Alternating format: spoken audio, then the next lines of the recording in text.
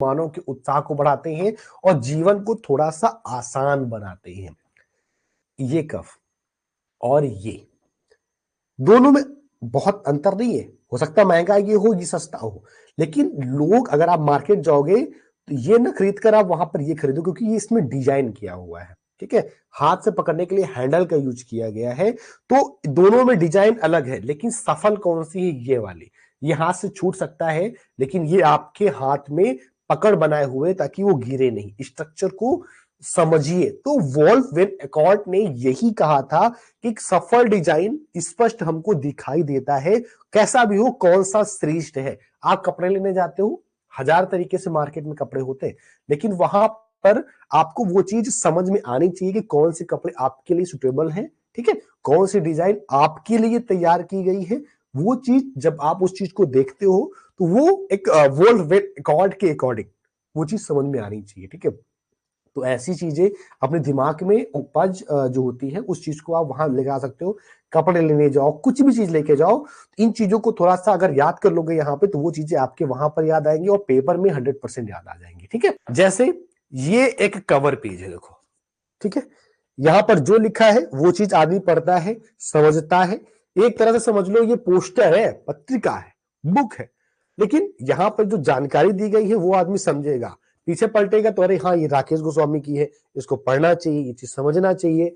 तो ये सभी आपकी एक ग्राफिक डिजाइन, ग्राफिक के अंतर्गत आ जाएगा इन चीजों को समझने के लिए। यानी कि जो बोलचाल में जो ग्राफिक डिजाइन, जो वस्तुओं, उत्पादों और सेवाओं से संबंधित जो डिजाइन होता है, जैसे आप, ये किताब है, किताब में स्मार्ट कला डिजाइन नोट्स, रिवीजन नोट्स लिखा हुआ है।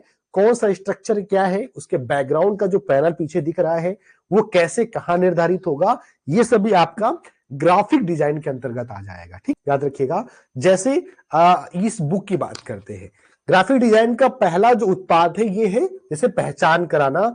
लोगों को पता है, एक विज्ञान दिमाग की उपज है कि ये बुक कौन सी है, तो एक पहचान, यानी कि कह सकते हो कि एक आपके लिए ये पहचान है कि ये जो वस्तु है ये एक बुक है और राकेश गोस्वामी की रिवीजन नोट्स है, राकेश गोस्वामी जी की रिवीजन नोट्स है।